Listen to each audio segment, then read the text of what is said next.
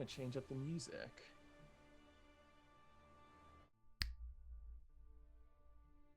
So, most recently, with Thane Gaspard defeated and a bunch of infighting breaking out between the Bugbears and Durastians within Forest Hollow, as the scraps of their remaining forces started to lose their shit a bit, um, you all departed from the city, having accomplished your goals of rescuing the statued forms of Jokel and a wood elf refugee, as well as Mindirin, who was in Telperian's necklace. Um, though with also the dead, slain body of Rhea.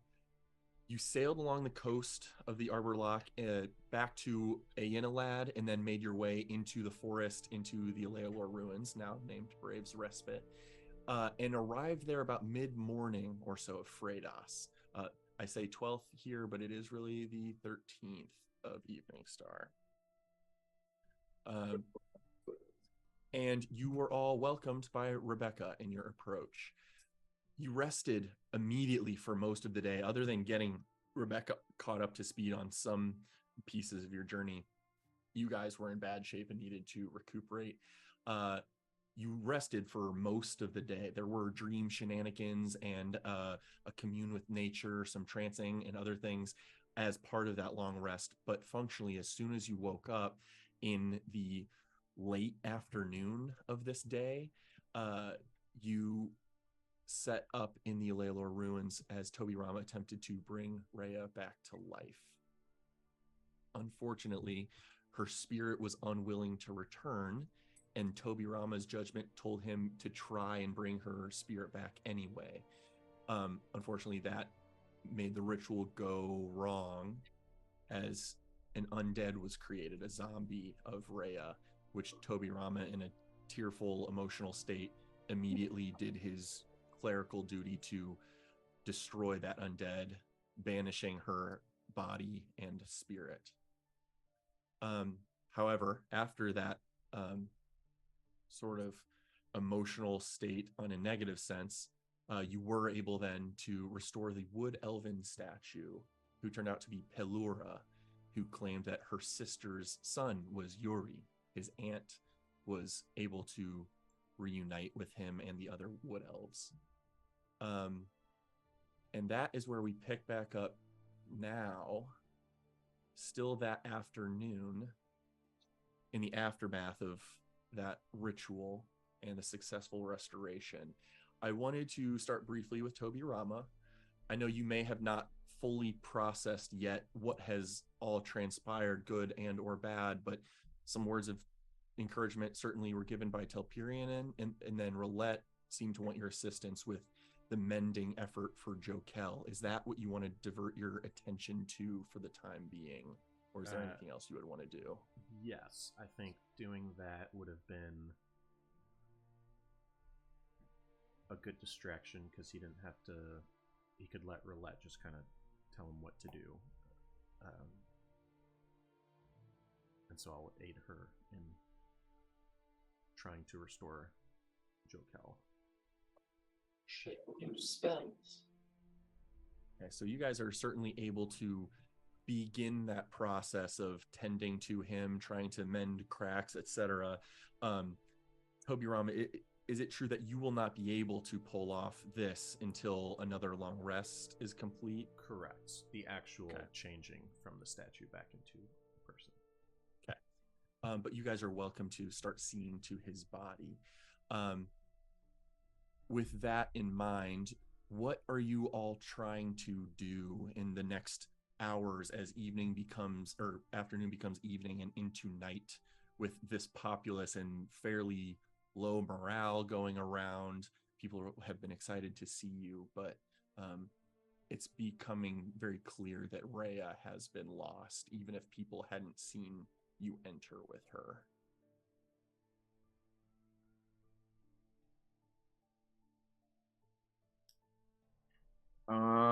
Jiri is gonna start telling the tale.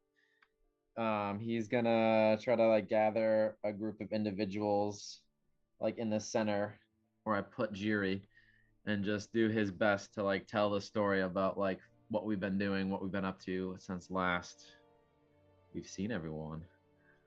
Okay.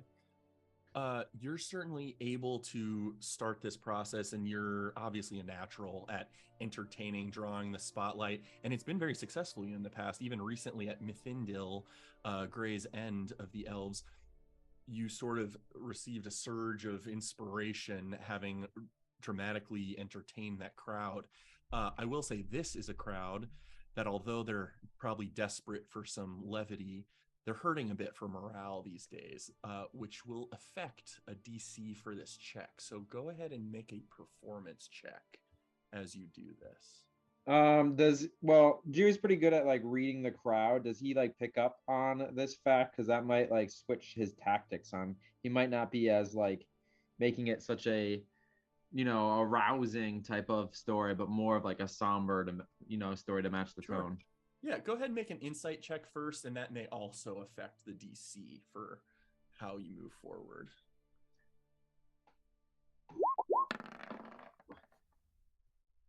Above 10's pretty good to know that you start with typical Jiri fashion, and then you're like, people aren't really responding to this like I want them to.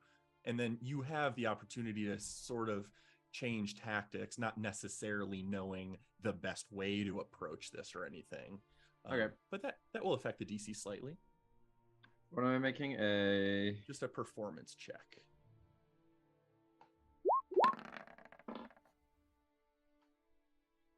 Okay. 16. With a 16, you will gain a D6 of Bardic Inspiration that can be used. It's a one-time consumable, but can be used when you want. It doesn't expire in the next 10 minutes like the actual Bardic Inspiration feature. But less effective entertainment overall, although you do see more and more people begin to come your way, if nothing else, for a reason to divert their attention from losing one of their own and not knowing the state of Jokel. But you're able to certainly continue that entertainment effort. Yeah, as per usual, I will hype up the entirety of the Four Winds, trying to pass along our name as mighty adventurers to anyone that will listen. You are more than welcome to do so. I'm gonna go up to Rome and try to snag Rebecca too. Okay. Rebecca, I have a question. The space back there, what have you all been using it for? And I'll point to like the area where we had came in, like the Dryad fight area. Yep. To be honest, we've had a few people go out and tend to the land. You might recall it's more well kept than it used to be.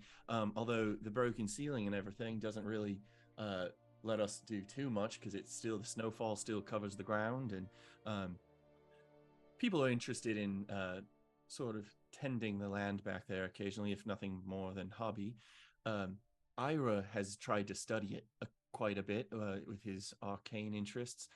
Hasn't been able to puzzle out much. I think we've determined the runes on the thing are druidic, and not many of us know that language. But perhaps I could help with reading the druidic in this part of your land. Oh yes, of course. I probably should have asked you to do that before, when you stopped in before going to Force Hollow, but I know we were desperate for your rushing to the town. Yeah, by all means, let's head that way. And she'll definitely take the both of you back. Telperion, is there anything specific you are interested about it? Well, I've got two things in mind, and Rome is key to one of them. I was just thinking, what this place needs is a very big tree. I think we need some kind of like I'm just looking around and people don't look very happy at the moment. So I was wondering, Rome, if we could find a space back here, we could make like a dinner tree or something. And like, because we just saw in this elvish village of my people, the leader had like a staff and she made a big tree, and then like when the tree goes up, everybody would gather, and that was like their time to be together. And like if you don't have a spot where like shops or food is like super set up and like settled, we could make some, I mean it is outdoors, but maybe with a big tree, like so it would block some of the sun or the snow or something, We could get everyone to gather together tonight for like big bonfire, dinner, or something. Yeah, that could work. I suppose there's a corner of the back where the ceiling's most caved in. I suppose if we had a tree that was very, very big, that could sort of block half of the snowfall and rainfall and such. We obviously would want it away from the structure so that it doesn't break that. But yeah, that sounds good. Is that Miss Rome? Can you make seeds for something like that? I believe that we could build you a tree in maybe perhaps the next couple of hours. That would fit your needs. Oh, yeah, sure. Looks at Telpian. But perhaps maybe is after. that possible? Yes, of course it's possible. I would listen to her. I don't. I usually collect leaves. I don't usually grow trees, but I kind of want to see what she can do. We'll read the Yeah, me message too. first, and then we'll go and grow you your tree. Very well. Yeah, let's go. And I'll bring everyone to this map briefly, just so that we can see the situation. Certainly, we have this orrery of interconnected stone archways that are sort of segmented in their large stone slabs, each of which are inscribed with glyphs of Druidic. And Rebecca was sort of identifying that actually the way you guys came from sort of the back area is where most of the cave-in of the surrounding atrium wall structure has been broken over centuries or longer. And so sort of identifies that as the potential area where it might shed the most value.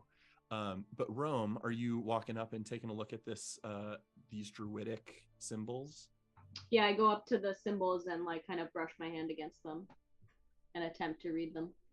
They immediately hit your mind with recognition in their language, their meaning, but they're also very different than the Druidic runes that are inscribed on your vessel, your vase, in the sense that Druidic is less of a coherent structured language with a sentence structure and things like that. It's more hieroglyphics where symbols represent ideas and objects and people of importance, or in this case, astrological signs of importance, where your vase is a series of glyphs that sort of tell a story and the essence of like a phrase. This has like star, earth, blood, heaven, like things like that are just on each of these large segments are various hieroglyphic symbols. And you're able to tell what all of them are, but they don't give a coherent meaning necessarily. And I have no like recollection of this being a pattern that's seen across like this particular area. And can I, at this point with Rome, I would be thinking back to what my sister was telling us about what happened at the ruins that they found, and I would be also probably. And also, I could use a refresher because I don't remember what we learned precisely. But like, I think I would be giving Rebecca and Rome an overview of those details to kind of help put that together. Yep. Telperian, go ahead and give me a history check with advantage because it's recent memory and specifically sort of from a side quest of a family member. Rome, give me. I'm gonna ask for a nature check, but it can be based off your wisdom instead of intelligence. So should I just do it in wait? You said a wisdom check, so would it just be like a wisdom check then? It could just be a wisdom check unless you're proficient in nature, in which case you could add proficiency to this check. Okay. I do have proficiency in it, so how would I go about adding the proficiency? It'll be +8, I think, or +8 or +9. 4 plus your whiz modifier. Oh, okay. So I'm just gonna roll a whiz and then we'll add +4 to it, if that Perfect. works. Okay. Okay, so 19. Very Jeez. nice. And a 22 history. Telperion, we'll tackle yours first, just since it's more recent in memory. Minerva and her allies, when they discovered the other set of Elealor ruins like this and seemingly activated a celestial orrery in this sense, supposedly Talia was able to do so, maybe because of her connection to the Moonweaver or some other variable. But more scholars were sent to that location in the immediate aftermath to learn more of what exactly happened and how to do it again, and to learn about the rules of how this thing operates.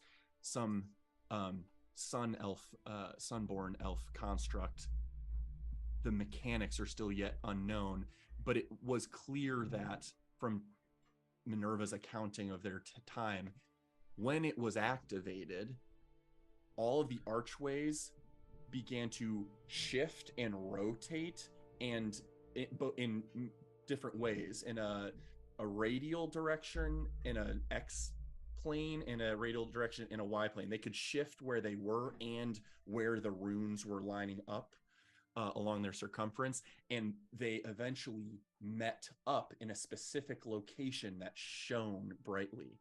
And that is when the constellation of Soraya, the winged deer, appeared in the sky when it usually does not appear in the sky at this time of year. So those are some of the details as a refresher of what you remember Minerva talking to you about.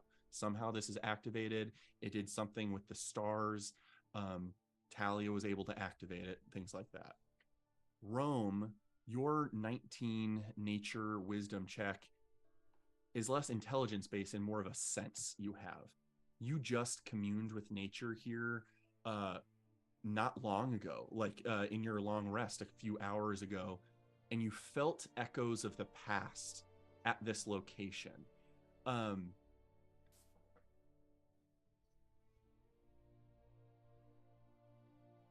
You also sensed specifically that two Mythiline, Zephidel of the air and Pirua of the fire,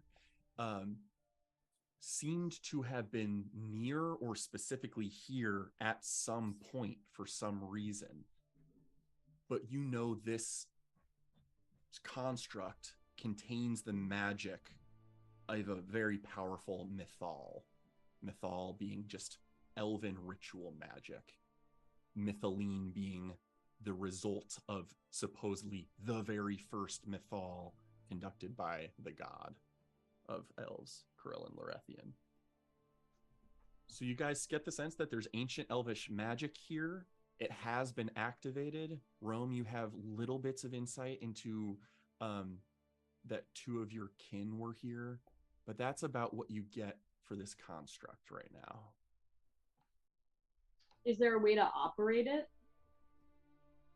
I think we would need either one of the clerics of my people or Toby to try some godlike tricks. But I don't know. I think Minerva, they aren't clear on how exactly Talia activated the first time, but it might be because she was connected to the Moonweaver, which is the elvish deity, and this was elvish maid. So I don't know if Toby could try to fling some holy light or whatever at this, but it might be worth a try.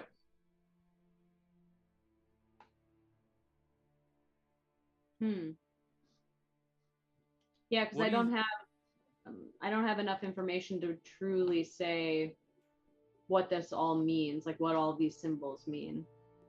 But if they need to be lined up, at least you can read it. At least you can understand the symbols. That's something. That is something.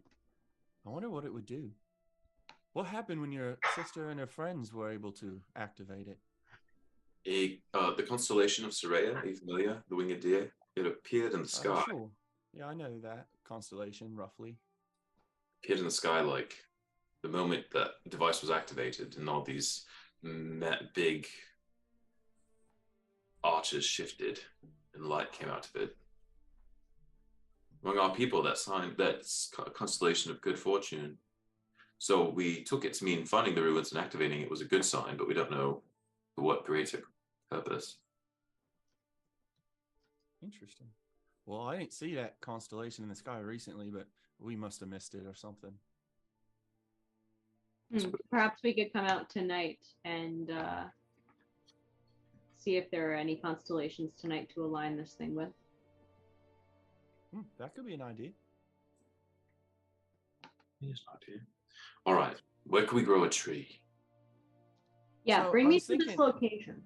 Yeah, I was thinking over here, and she'll just lead you guys to the sort of top right corner of this map, where she thinks a suitable tree could sort of plug a hole in the wall in vague terms, and suggest that might be a good location for it. Alex, your camera's also frozen if you want to start and or pause it and open it back up. Thank you. Mhm. It's sorting itself out. All right, so I am going to cast, if it's okay with Rebecca, I'm just going to start casting plant growth and elaborately building this. I'm imagining a like, you know how like bonsai trees are manipulated to grow in a particular way? So I would want this tree to kind of be bonsai-like, like flowing through the holes of this structure to plug the hole, and maybe perhaps some of the branches producing fruits or different like food crops, things like that. And I also want these roots to be like far-reaching into the forest to be like truly connected with the land that it's surrounded by. Okay, perfect. Before you start casting him, Topiary wants to ask him, Rome, remember how you had that, wait, did I know if you had the Tear of Galathor? I don't remember. That was tabletop knowledge. I did at one point have it, but unfortunately we have spent it. Yeah, but did you tell us about it? Yeah, I believe so. What was it housed in? The Tears of Galathor. Yeah, what held it? Wasn't it just a vial? I think someone did produce a vial for it when it was produced by Galathor. And then when you spilled it into your hands and communed, it started seeping into your form as you cast the spell. So I do think it was housed in like a vial. All right. Well, do you have the empty vial from it? Yes, I do. I pull it out of some of my vines in my rib cage. Perfect.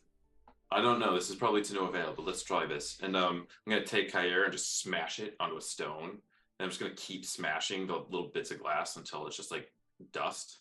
Like, well, if this held something that contains a Tear of Galathor, maybe this glass is blessed in some small way. And I want to like use Kair and just kind of skitter it across the dirt that Rome's gonna start building on. Okay, perfect. Sort of fertilizing the soil, so to speak. And Rome, you are able to begin your plant growth spell. The action is not quite enough, so you will need to potentially focus your attention here for a duration to start forcing the ground and all the surrounding roots to produce the form of a new form here. So it will take you a little while. This particular art form does not just appear overnight. It takes quite a while for me to build this structure. So if you would like to leave me be, I will continue my task. Yeah, of course. I suppose we could give you a couple hours to do what usually happens in a couple hundred years. Sounds great to me. Amazing. This one. Where'd you find her again? In a vase in some witch's hut in the Feywild. I need to get out more. That's a sentence. That's what she said. God. You lot sure know how to keep things interesting. I'll give you that. Okay, how about Roulette and Toby? What is your effort looking like as you tend to Jokel? One thing I will be doing, Roulette's brain immediately just goes to like solving the next problem, trying to distract her from things that have happened. But she has her notes out from the Basilisk Cave again, just like reviewing what she knew about unpetrifying people and all that other stuff, and sketching out mending versus stone shaping and all that stuff. Also, what we just saw of Pelura had cracks, and those became kind of wounds, and we were able to heal those. So that's also good. Fresh notes to take into consideration. But also, like seeing Jiri do his thing of like actively trying to cheer the crowds. Roulette, are there children here? Yeah, there are a few young people that either were being trained by younger Nora mercenary people. There's very few like sub 10-year-old children of Forest Hollow currently, but there are children in general. I think at some point, so specifically, and I forget the kid's name who we were with. Yuri. With Yuri first, but then with a bunch of the other kids, Roulette will at some point take out like a piece of charcoal or like big pencil that she has, and we'll basically encourage the kids to give statue Jokel a mustache, and to draw like little charcoal angry eyebrows on his face, to kind of just lessen the trauma of seeing. I don't know. In my mind, it's like these kids know Jokel as like this big ass Goliath who works in the blacksmith, and this is a funny way to humanize the statue version of him. And I'll point out that look, we just healed the other statue person. He'll be fine. He's just sleeping in stone right now. Perfect. Hey, Pug, drink over. Toby, were you gonna end up using any of your stone shape? I know you mentioned that toward the end of last session. I will generally let Roulette guide me on what to do, but I would maybe imagine that today I would show that I can kind of take a rock and change its shape, and then maybe we would try and find a rock, break it, and see how well I can use stone shape to get it back to a cohesive rock as it was before. And maybe if Roulette kind of prods and asks him to like try it on Jokel, Toby will be pretty clear that he's not confident to do that yet and he wants to practice. Okay. Perfect. Well, you guys are welcome to begin the process of tending to Jokel with Roulette's sort of hand-eye coordination and careful dexterity necessary for some of her mendings and stuff. I want to have Roulette at least make a sleight of hand check just to see how successfully some of that goes.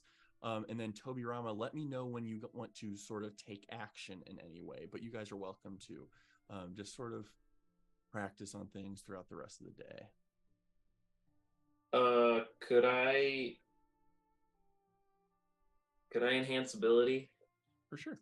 For this, since it's an hour long, and I'll make it dexterity, so I'll get advantage on this one. Perfect. Perfect. 18's really good. You definitely are using your tools almost in the way like an epoxy gun might like fill the crevices of like a wooden table being professionally crafted, but as soon as it fills in the gaps, it sort of solidifies into stone, and it looks like you're sort of filling grooves or healing divots and flecked pieces of debris from the statue. So seems successful.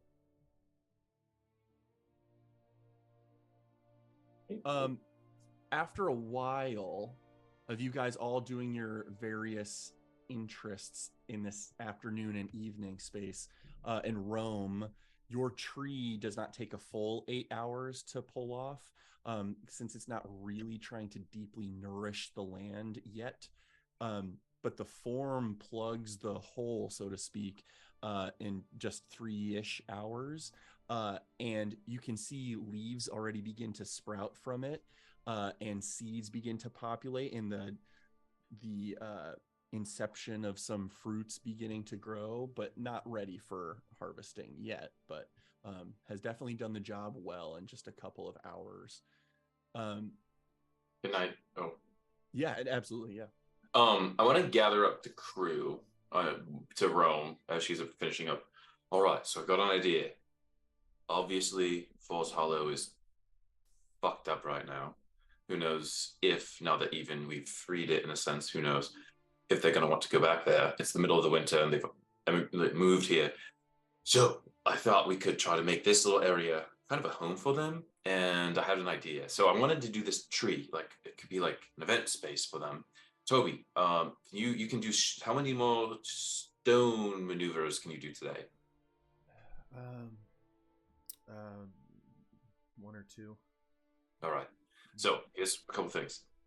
What if we do like a grand reveal of the space and make it like Toby like makes a feast, and when we feast, we could either fix Jokel before or have him come out during the feast, and then we could have Rome finish up with this tree. Roulette, you could like make some colorful stones. We could put them up in the boughs of the tree, and I had one other like idea, but I kind of want to save it. But then Toby, so either you could make like seating, like benches with stone, or like tables for community, or it could be like almost like an amphitheater. I mean, they're not really gonna like do performances, so maybe not that one. But then we could like Jerry could tell a story, but maybe not like a sad story. Maybe like one of our adventures where something embarrassing happened to him specifically, and I can a comedy. Yeah. Yeah, and I'll play the lion because I can do that and don't usually.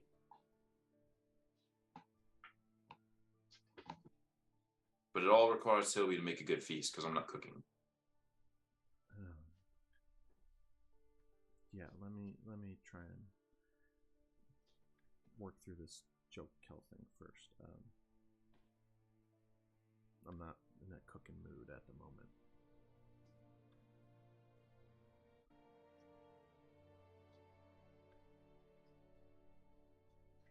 Anyone else want to do this or no? No, I think we should.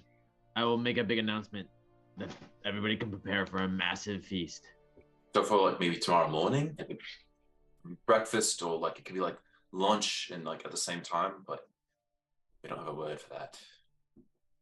I can continue to grow different crops to help feed this town. Toby can make food, I'm pretty sure. Well, I think you meant for like long term. Yeah, and Right, what Rome? I make is food, quote unquote. It works, but something natural would be a better substitute. Oh, well, we can't make a big announcement about a feast and not have food for it. What are we going to do? Well, I think that's what Rome was saying, that she could provide that. Oh, you can grow stuff by tomorrow? Or tonight? Realm? I think we might want to do it tomorrow because I think Jokel needs to be like, we need some good news. We came in, we told Rebecca we're gonna have good news for you. Let's get Jokel fixed and then feast and tomorrow for lunch. We could tell them tonight.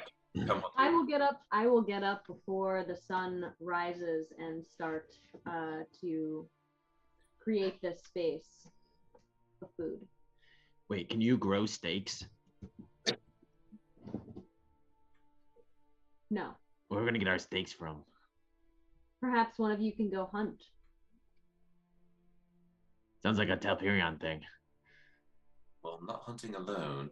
And you can fly, so you'll be very quiet as you help us find cows in the woods. No, I have a different mission. All right. I could go hunting tonight. All right, perfect. I'm not good with a bow, so yes, I'll take the toasters. Toasters. All right, I got one more serious question. I think we're gonna save Jokel, right? That's just a given. But well, we'll think about it later.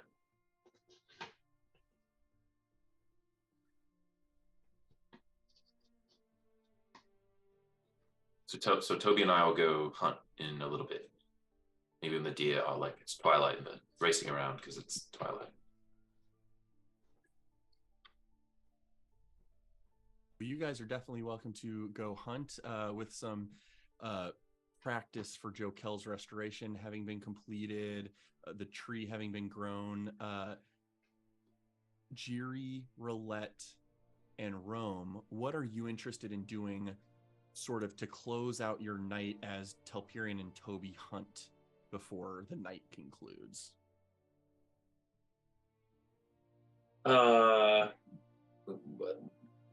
Unsolved equations in Roulette's head are never a good thing. So at some point, while Jiri is making his announcement or practicing his lines or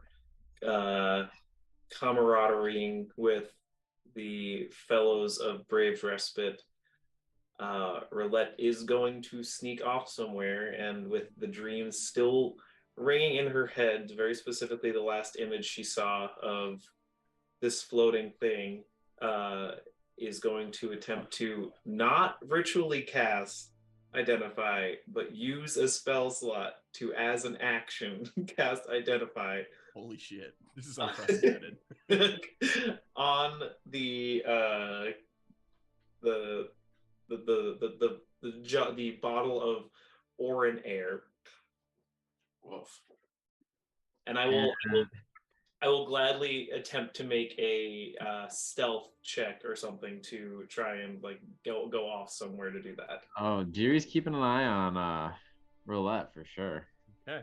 Yeah, with the recent thing, like at some point you guys are going to be in separate environments where this check might not be available to contest, but for now, with the recent happenstance, yeah, super fair game for Jiri to super be on vigilance about this. So yeah, go ahead and make stealth versus perception. Jiri. Do you Or still you have could make- enhance you could make- ability on your dexterity? Jiri, I would say you could also choose to do an insight check instead of perception if that suits your fancy at all, just to see if Roulette's being shifty in her shifting out, but definitely stealth on Roulette's part. That does not help me.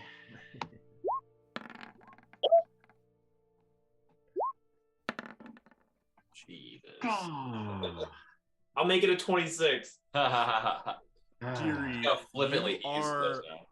Jiri, you're a bit preoccupied with it's taking a lot out of you. Usually entertainment probably fuels you, but with this crowd, it's just like hard to get them lifted right now. Like they're in a not great place. Even without Rhea's loss in recent minds, they've been here for a couple months outside of their home, and you're having to like really pay close attention to like seize chances to entertain the crowd, and Roulette is all of a sudden not there anymore. All right. Well, specifically Jiri at this point he is trying to immerse himself with like the people of Forest Hollow. He's really trying to get to know them. He, as an individual that has traveled around and been to many different locations and had to fit in with many different types of people, he's good at, adapting in a social sense. And so he's trying to just to get to know as many people in this area as possible. Specifically, he's looking for individuals that both have a sense of adventure but are like really low right now. They could use like some money or a job or something like that. He's looking for some like bottom of the barrel individuals. You're gonna find more success amongst this people.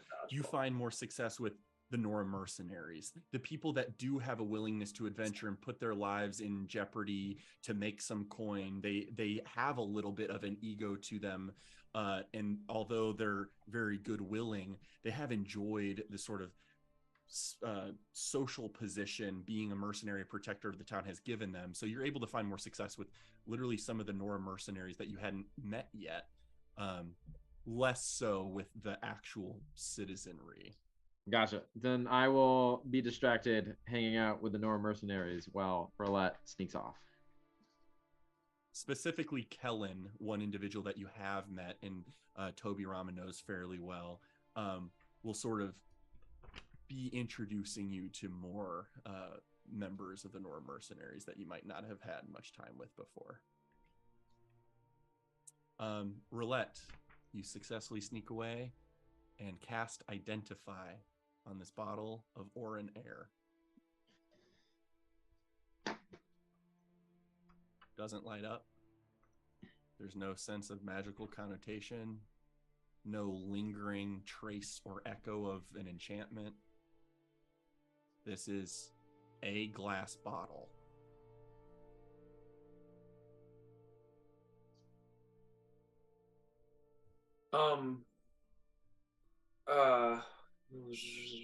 Way back when we were in Corital,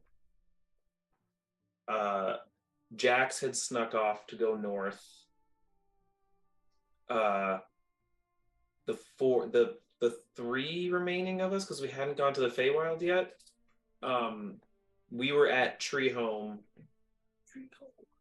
I think it was I, heard the bottle fall out of a bag or something. Do I remember this? That happened, right? Mm-hmm. Like the bottle fell out of the bag. Yeah, some motion caused the bottle to move, and upon inspecting it, I think Jiri's gaseous form emerged from the bottle. Is there anything else on the jar itself? Is there anything, so it's not magical, doesn't seem to have anything magical related to it at all. Is there the anything? Stopper is fairly old cork that should probably be replaced. It's really flecking away quite easily. The glass work is fine, but it's already heavily nicked and scratched. And there's nothing unique and nothing on this jar, glass or cork at all. Nope. While holding it, I am going to say... Since you specifically asked about it, I'll give you one insight check for possibly a piece of information. Oh, I do have I have a specific question I want to ask. Okay, Should yeah. I ask it Ask before? yours first. Yeah. Does it look like the cork has ever come out of the top of this jar? Sure. Yeah. It looks like it doesn't look like an unopened wine bottle kind of thing. Correct. Yeah, it's not so hermetically sealed that it requires force. No, it's been heavily used.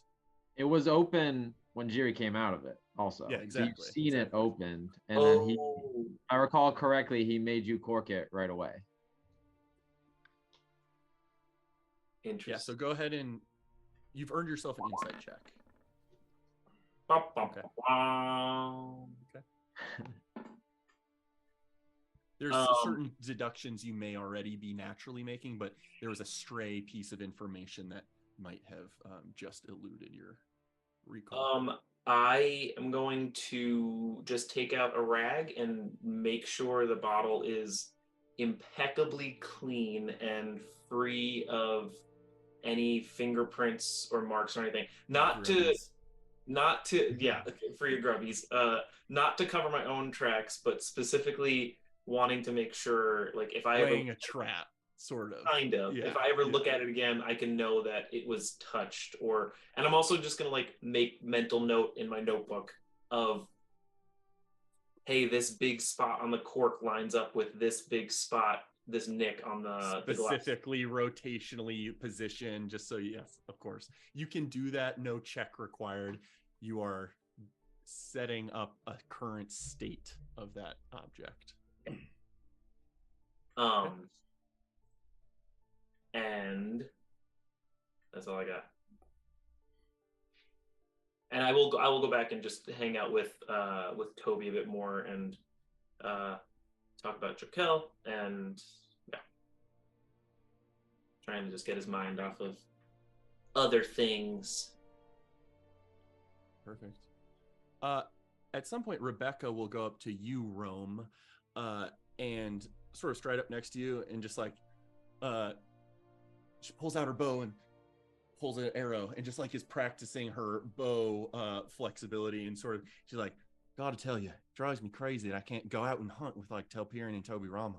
I always gotta be trapped in here, just waiting for people to ring bells around here, just so because I'm the only one that can bring them in.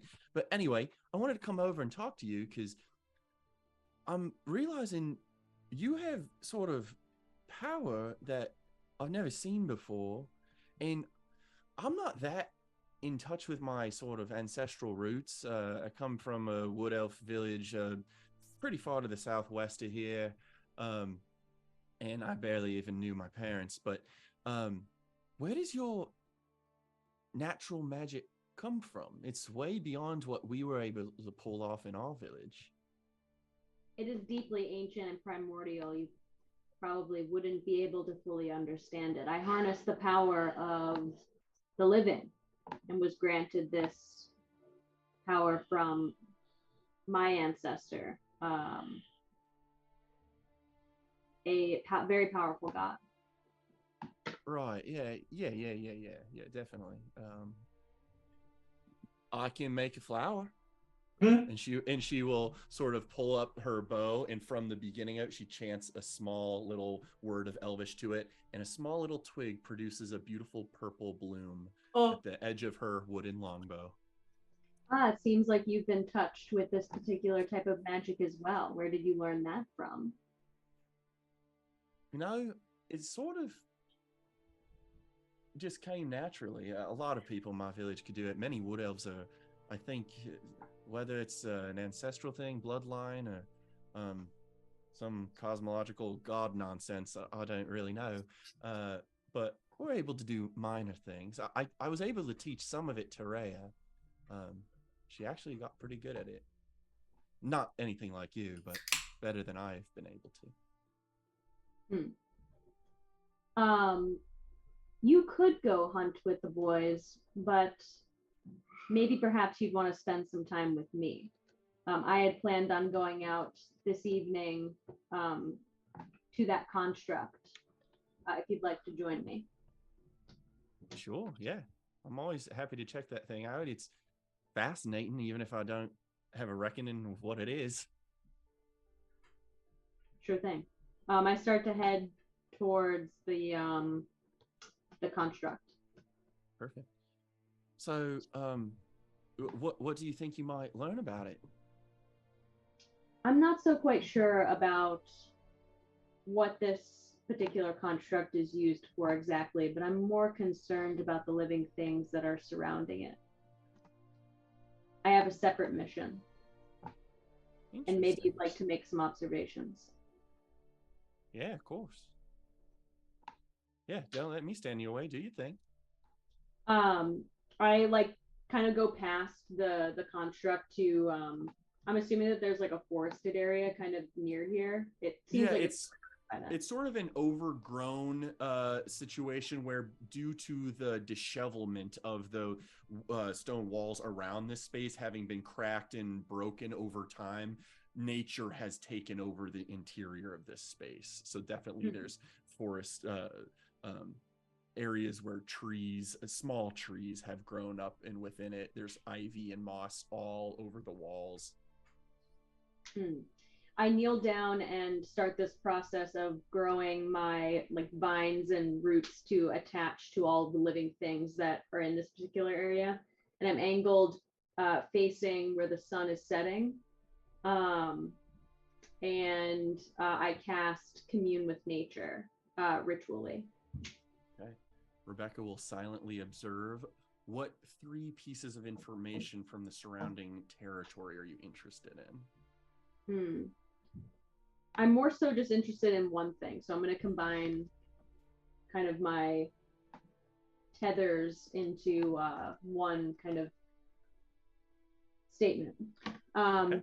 I reach out to as many living things as I possibly can, and kind of similar to a fractal, those living things are connected to other living things, and spend a lot of time kind of humming at a particular frequency to connect us all radially, if that makes sense.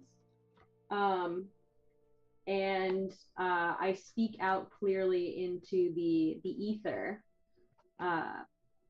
I've spent some time with these travelers. I've made many observations. I've spent lots of time meditating about what my purpose is here after being reawoken after however many years I've been away. I've recently discovered that my sister and brothers still do walk this land. And I find myself questioning what direction I need to point myself in. I've seen damaged lands. I've seen those who are harnessing too much, disrupting the balance of what is living. And I ask you, life, my purpose here is to stand for something that is good and to make more clear decisions in the way in which I can unite those that are similar to myself, but also to use the living against those that are evil for good. And I wonder, do you support me in this mission? Do you stand with me, your leader, so to speak? Go ahead and make an insight check.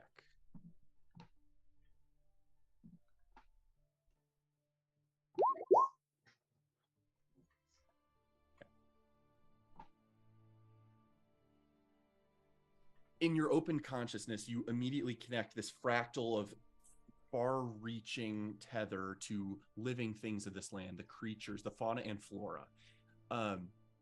You instinctively are physically more connected to the flora. You are a being of the earth, and you're trying to reach living, independent creatures. However, you do get the sense of when you emanate this request, this plea, you feel within that radius you're covering the slow approach of many, many, many, many small critters.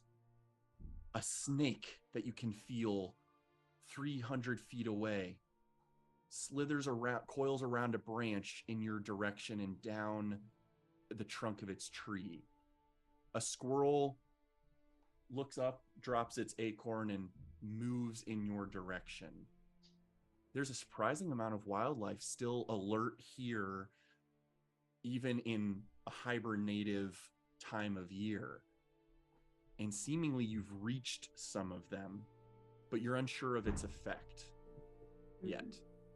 However, the one other piece of information you do get, because you've communed in the past with specifically Galathor, a being of Feywild nature that has a consciousness, this physical earth you're connecting to right now does not have a consciousness to give you information, and yet you can instinctively understand something about it, and your interest in pursuing balance by recruiting good just feels right in your core.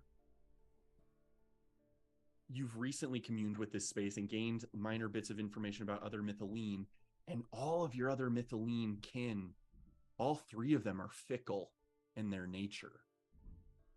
Pirua of life, flame is fickle. Merwen of water is fluid and ever-changing. And air, Zephidal, most of all, the least bound by purpose and sort of consistency. You are the force of balance in even the Mytholine's charges given to them by the All-Father, Corel and Larethian. If your call is to balance the world by bringing more good forward, then that is your right. So you sort of just, you don't gain information, but you do get a sense of composure with your plea. And you did feel a response of the wildlife around here. There's just no tangible result that has revealed itself yet. I wrap it up by just saying, there will be a gathering near here sometime soon, and I plan to speak on behalf all of who are living within the forest. I ask that you come stand with me in the purpose of providing balance to the land and representing those that are living and are natural. And finally, spread the word.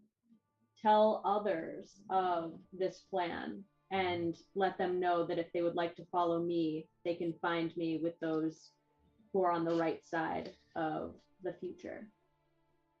And then as your spell concludes, give me one final animal handling check.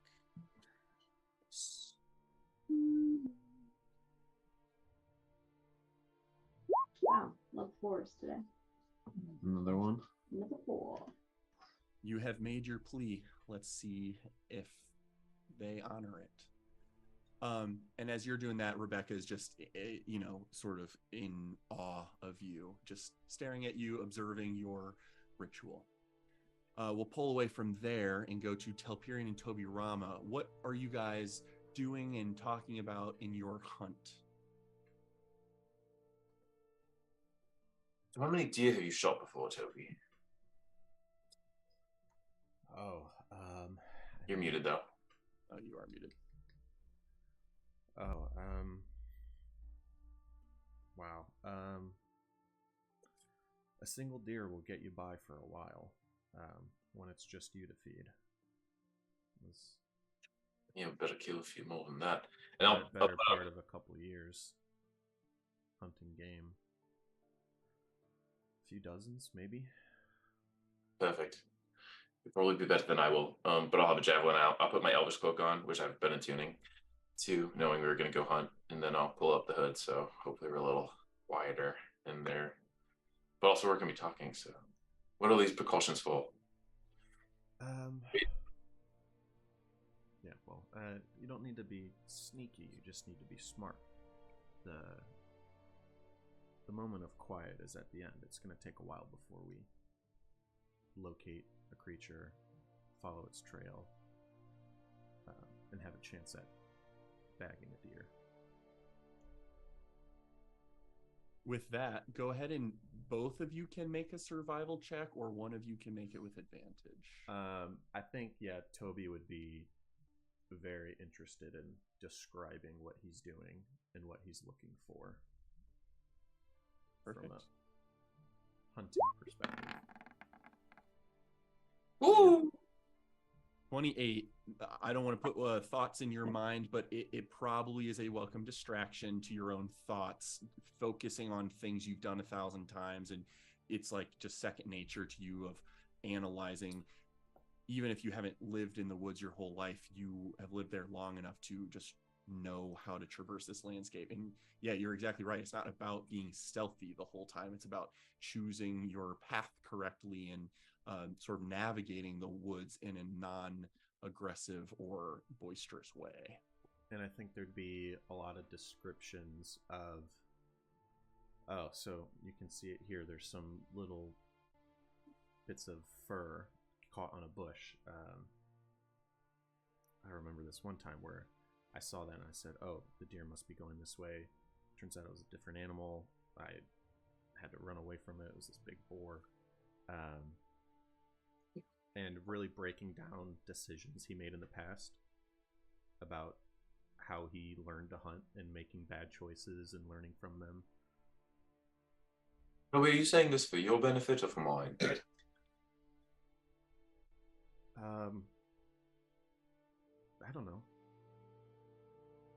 Maybe mine. I don't know. I haven't had to make these. I haven't seen the results of my choices like this in a while. It feels good to know how to do something and to be able to do it. Trying something new is difficult because you usually fail a lot before you're good at it. Have you raised many dead before?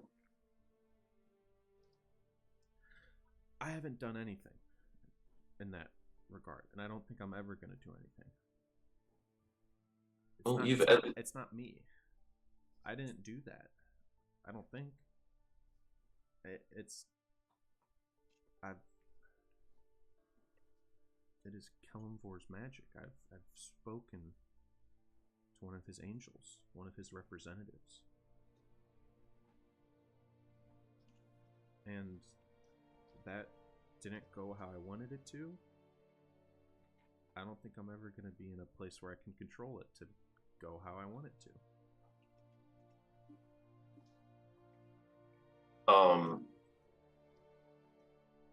I take out Sliver and I just give myself the biggest gash on my arm. Oh. Ow, ow, ow, ow. Toby, fuck, that hurt. Toby, can you heal this for me? I think there's like a really jerk instinct reaction. I rush over. There's a cure wounds that happens without Toby saying anything. And oh, Kelmvor, thank you. You did me so many favors, Kelmvor. Or was it my friend Toby, who has been practicing that ability for a long time and was here with me, fortunately, when I hurt myself? And it was Toby who was next to me when my old friend Ezrin was killed for his own poor decisions and now has some second chances to go do some good. I didn't ask Jerry for help. Yeah, I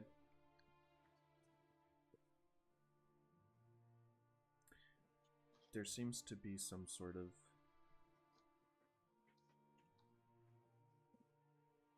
I don't even know how this happened. I just started doing this, and when he speaks to me, he speaks about judgment and bringing balance, and it seems there's some trust in the judgments I make, but I mean, I kind of messed that one up back there. When he didn't, though. I mean, Rome talks about balance all the time. Do you know how much I think about that? Not a lot. When she talks about balance, I don't really know what balance she's speaking of. When you're God, who can see much more than us, think about how far his view is of all this. He sees all of us as little ants or something, right? And you're just one of those little ants looking at a much smaller picture. And he wants you to make some judgments for him. Well, you have fabulous perception, right? But if you can't see the bigger picture, then you just have small bits to work with. It doesn't make sense. It doesn't make sense to me, Telperion. What you're saying makes sense, but his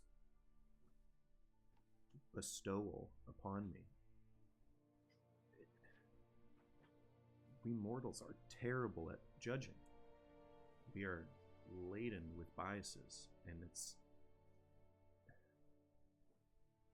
I think I tried to do the right thing there, but I was certainly trying to get my friend back. I couldn't take that emotion out of that situation and try and judge it. I don't know what.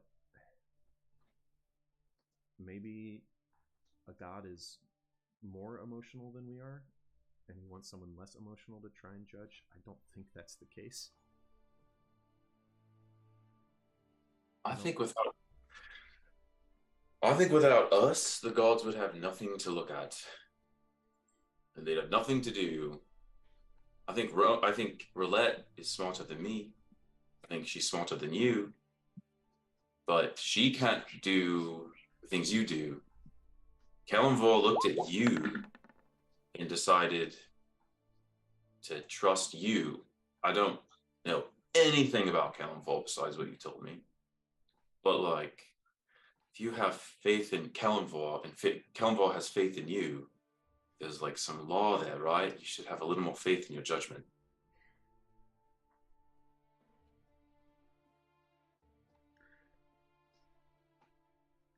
I think she didn't want to come back. No, she quite literally tried to die several times. I think you're right. I think I saw what she was, what she stood for, and I judged that she was worthy at a second chance. And I think the fact that magic occurred, there is some acknowledgement of my judgment there, but I went and found her.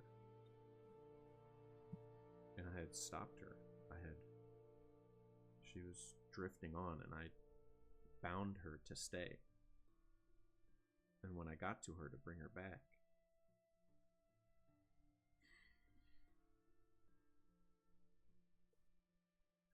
it feels weird to make what feels like the right judgment, but then have to let other people still make their own choices about it.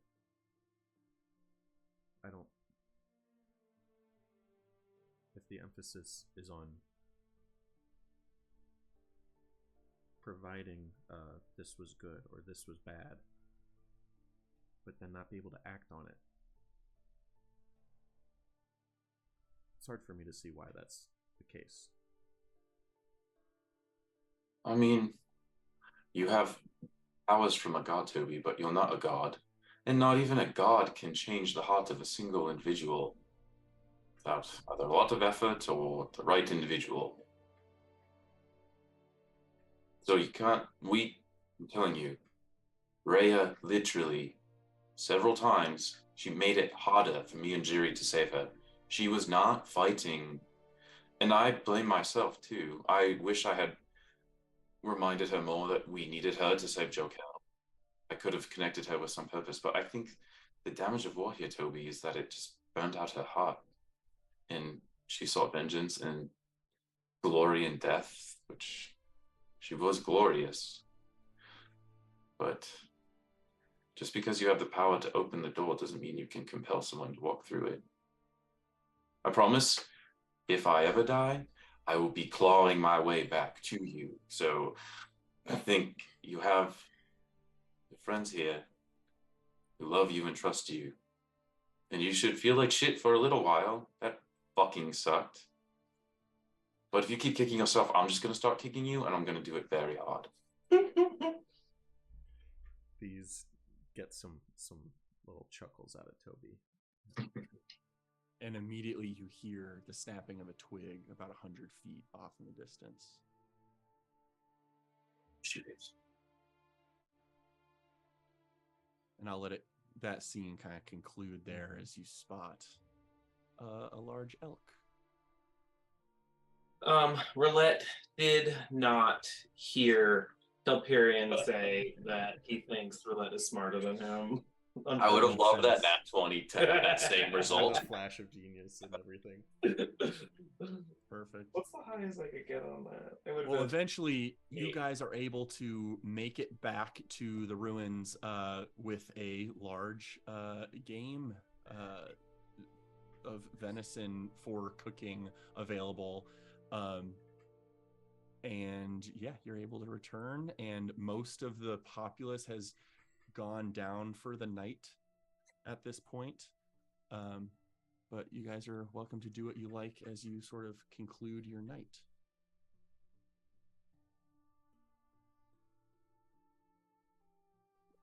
Oh, Drew was definitely starting the recruitment process while this was happening with the Nora mercenaries. So just to tease it in a little bit, like get the idea out there, not to be too hasty, but like he'll talk about the moot with the upcoming like event that's occurring, and how like, dang, we could definitely use a lot more troops at it for bodyguards. You know, I need to be protected when we're there, and type of thing with the group of Nora mercenaries, but not press it too hard. He'll come back later. Yeah, go ahead and give me a general persuasion check.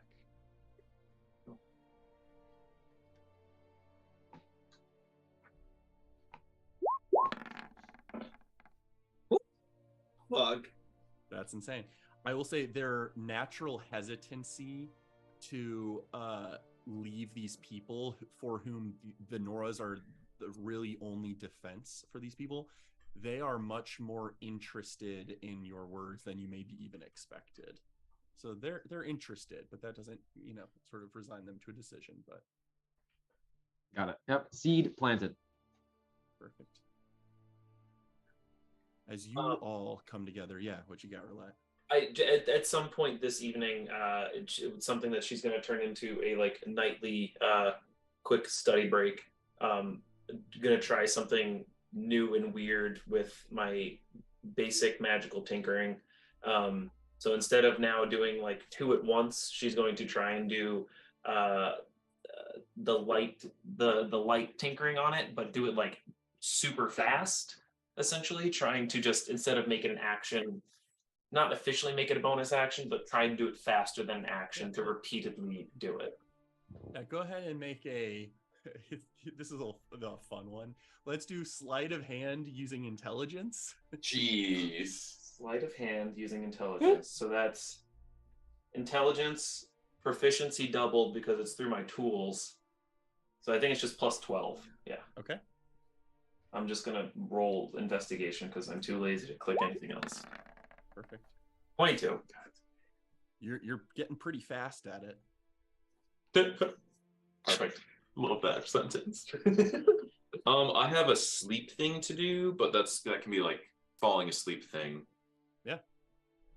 Anything from anyone else? I will say, as you guys all come together and are still sort of lingering in this backspace, you don't have to sleep back out here if you don't want to, but Rome, the tree you have grown and knit together from surrounding roots and limbs, that is this twisting mass of vine-like bark that has plugged the hole, is shimmering with this odd particulate matter light that when other gaps that still exist within the structure, moonlight from overhead runs into this space, it reflects off little tiny pieces of glass in a very beautiful way. And the tree, although does not glow in its own right, definitely has a sort of luminosity to it. Just at a glance, you would think it was just shimmering with energy, just the way the moonlight hits that the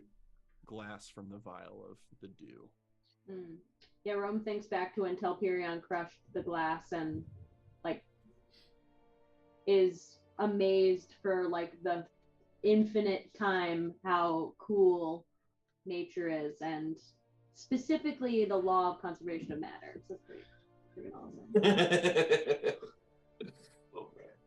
Very nice. Love it. Anything else before settling down for bed?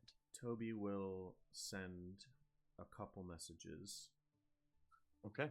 Mail time. Just not feeling Here's the need to mail and be makes restrained me feel, to it makes me wanna wait. But 25 words. Telperion does ask you to make some stone tables with your spells, please. Not knowing what tier magic that is. I will explain to you that I can do 5 feet at a time 3 times a day. We might not get what we need. That's 3 tables of stone that they'll always have. You could put them in the perfect, and then we could do like little stumps later. What if we just give them basic stump seating for this first show, and we can do stone tables later? I want less of a show space, more of a community space. So like a long table they can gather at is more important than like stumps aiming at the tree. What I have, can I use? Come on, all I'm asking for is magic. Is that hard to deliver? Yeah, you're very funny. I push you with my 10 pounds of force and nothing more. I will see if I can get Mirage to understand this with 25. I'll grab some of the Nora mercenaries and I'll say we need some quick benches and maybe an impromptu table or something, and I will get to work with my carpenter's tools and some Nora mercenaries to just like create some long benches and somehow create a big table from something. Perfect. Kamad, another one of the Nora mercenaries that you guys would have met in your brief time there, Roulette, certainly, even with you having only lived there for a few weeks beforehand, mentions to you in this, as he rouses a couple of the mercenaries to help out, says, oh, also, there's a bunch of scrap metal over there that Jokel keeps around in case you want to use that at all. I know you and him were big into the metal work and all, so that's good to know. I appreciate that. Of course, but otherwise they'll help you. You'll get a force of friends to help set up some makeshift community space. I will send a message to Mirage. I need 3 high-quality strips of ivory, 50 gold each. Then fine incense in 250 gold quantities, of which I can afford 3. And I'll wait for a reply. Sent an invoice.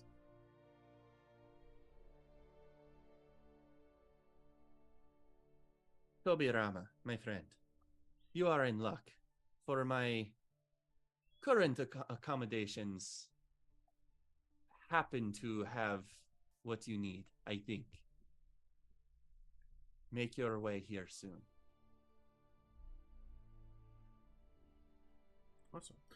Then I will indeed spend 2 4th-level spell slots to do the start of a communal table, leaving space for chairs to be provided by what Roulette and the Norris have going on. I will say, in an IKEA sense of things, you can really get a lot of shit into like a 10 foot or like a 5 by 10 foot space. So you can like get a couple leaves in there and then like the table legs and shit that you'll have to assemble after the fact, but you can get a nice table made of stonecraft. Which now means I can't recharge my ring tonight, but I guess. It's gonna be worth it. Thanks, Toby.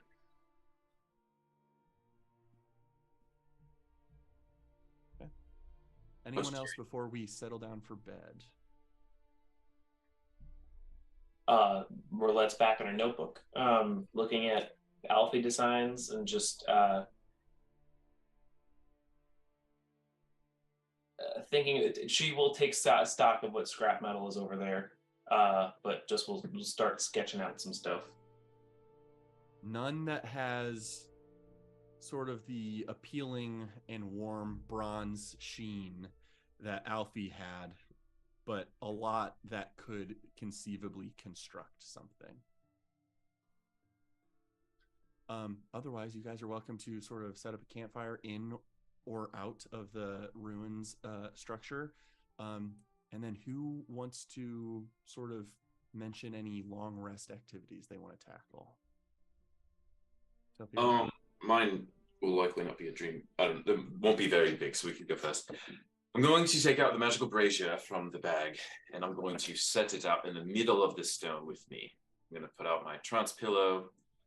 I'm going to get comfortable and get my griffin cloak on now to keep me warm. And I'm going to start falling asleep. But before I fully fall into my trance, I want to use my detect thoughts for the day. And thinking to myself, this isn't what this is meant for, but I have to try something. I'm going to try to think about the elf I saw here before in the ruins with the dual blades, and I'm going to connect that with my trance here in this space where I had that one vision. And just as my consciousness is starting to transition, use that ability to see, essentially trying to read past minds here, but just trying to look for something in this place that I haven't looked for before. Very cool. Let me pull something up.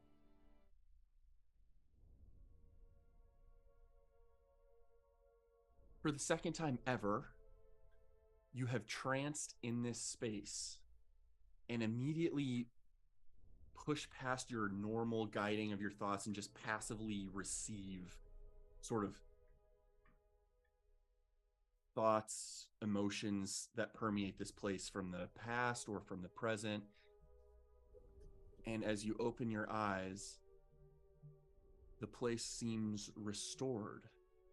There are no individuals on the altar with you here, but the stonework looks less dilapidated. The walls have not been destroyed. You have successfully, like you had a long time ago, placed your sense in a state of mind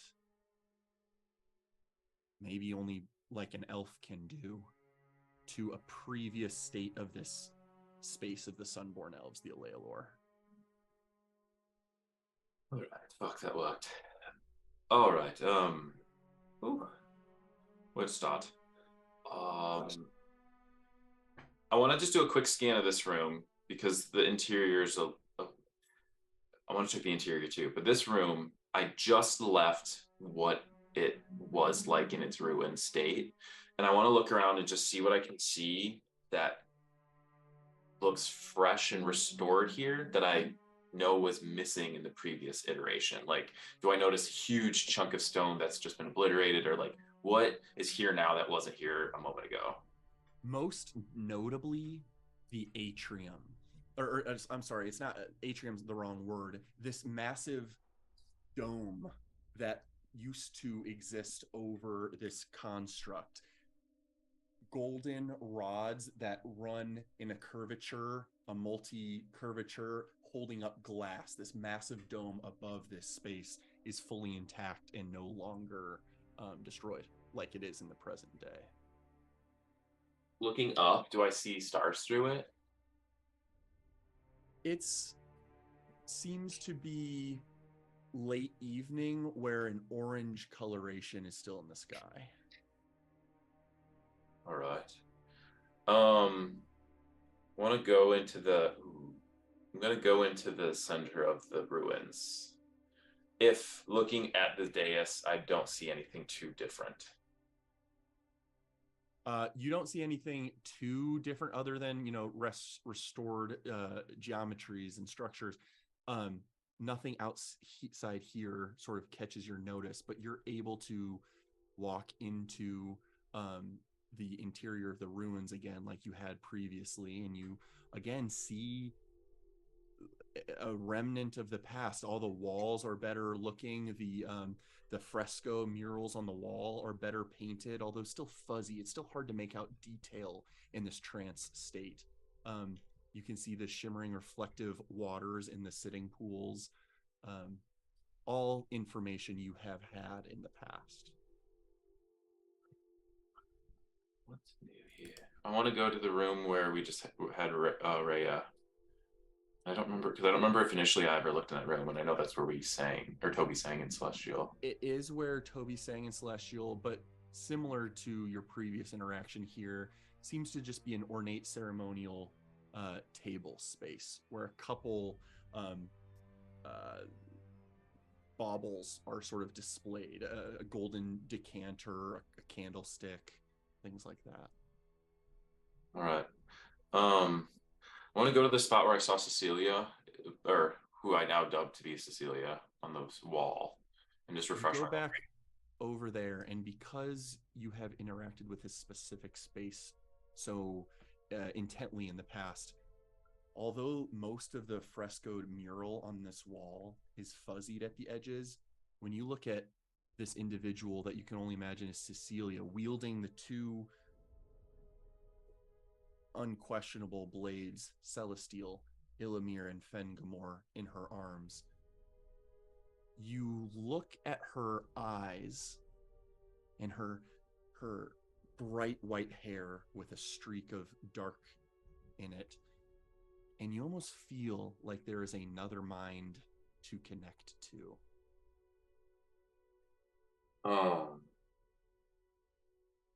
I telepathically chime to her, Cecilia, I think it's time we spoke. Are you there? Make a wisdom check. My forte. It's a cold 0 plus 0. 17. I thought it was a net 1. With a 17, you feel like you have connected to another mind. And it feels like there's something about it that when you look into her eyes, your vision is starting to do weird things, and then all of a sudden, everything goes black. And in the darkness, you hear a voice say, "Take care of him, Kem. This wound will not heal, and I will not be able to continue on. Take care of him. for he is all I have left. And I would like to offer you one perception check. Oh, fuck, it's a 9. But I get to add something. 9 plus 4 is 13. Yes, it is. Your vision barely clarifies, not well, but enough to tell that this darkness must be from within some cave of some sort. The only thing you're able to focus on is a bright white light toward her right side. And as she walks over to her right and embeds the blade in the ground, the vision fades, and you're pulled out of your trance entirely, with it completing its 4 hours. And most notably, unlike in your trance where you consciously moved and went to go check on things in your trance state, but your body remained static, your body has just stood up and walked over a few feet, and your arm is holding your greatsword embedded in the ground. He's trance walking. There's something about what you just did that was not your own action, but rather some echo of the past moving through you very briefly. I look around and pull out my greatsword and just kind of look at it. Did anyone see that? All right. I go down and I go and I journal everything that just happened in my herbalism notebook, turning into roulette. And Wolf. Big thoughts for Tele.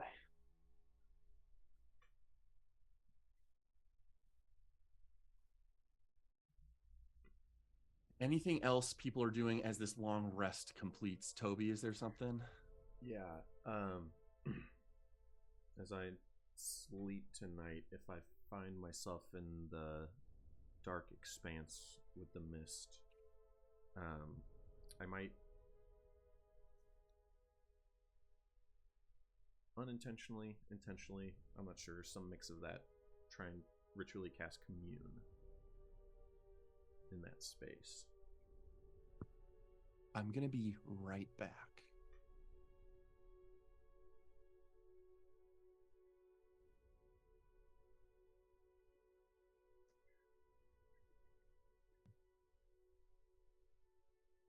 I hear a baby. What did he say? Chem? Fem? Oh, Hem? I don't know. I wrote KEM question mark. Yeah. I forgot there was a baby, and I was like, what commune thing is Critter going to get? What physical thing does He's Critter gonna need come to out get? cosplaying the angel with 6 wings. Obi-Wan. Was it- Immersion level that would bring. Oh, yeah. He brings out like a battle map, but it's a physical battle map, and he just turns the camera down. When we play in character, like in person, costumes of our characters are going to be required. Ooh. I'm going to wear blue face paint. I was gonna start drawing lightning up and down my arms.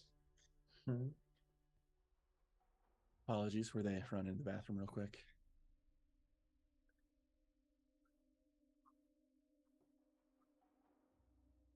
Were they just stepping away for a second? I think MK is still here. I don't know. He went away.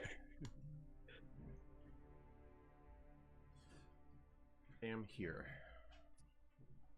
Okay, so you're ritualistically casting Commune as you enter your sleep. Mm-hmm.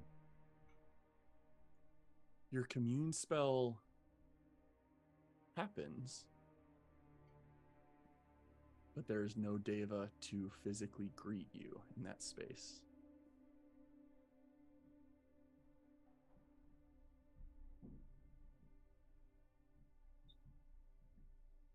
I think I understand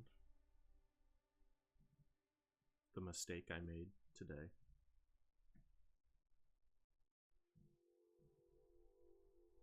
I'm just confused.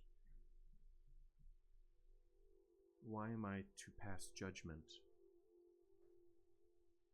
if I'm not to enforce it? It seems my persistence today proved to be a mistake.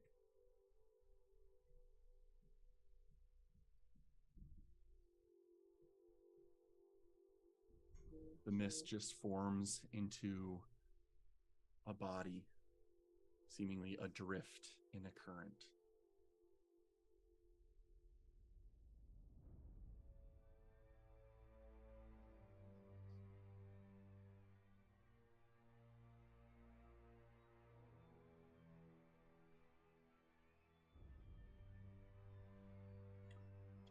Then I would ask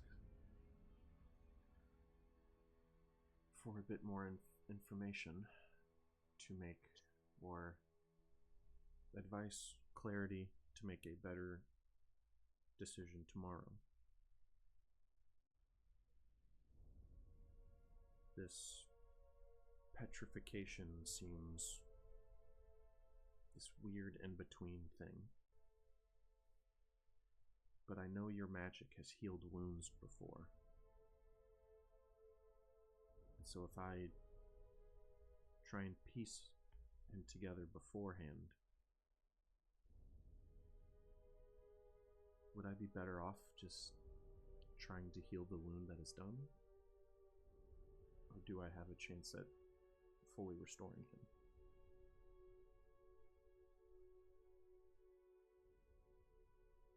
You see an image formed from the mist of just a body laying before you, roughly in the shape of Jokel, who you have focused on the statue form of.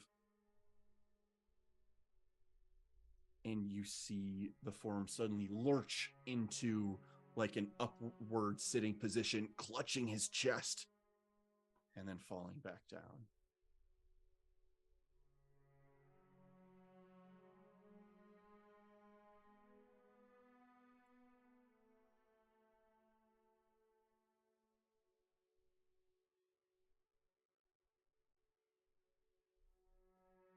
Did Jokel die before the wizard did this to him?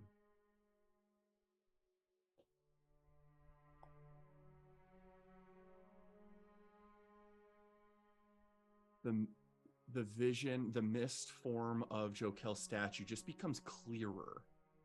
And your face can't help but be diverted toward, your attention is shifted to a couple identifying features of the statue. The flexing of a muscle, the crooked way he's holding his hand. He was in action when he was petrified. I'm really focused on the second question. Could I try and glean the intent of what the answer was? I'm having a hard time figuring out what information was given to me there. Sure. The spell concludes, and as you wake up and ponder the meaning granted to you, go ahead and make an insight check. Okay. 21's pretty good. You get the sense there's no visible crack currently on Jokel's chest after Roulette's work on him. You get the sense from the vision that it is possible wounds are present that are not obvious, and which lends you to believe that not only is it like potentially a good idea to just ready yourself for healing rather than preemptively doing things, but may be necessary. There may be variables here that are not apparent from looking at a statue. Okay.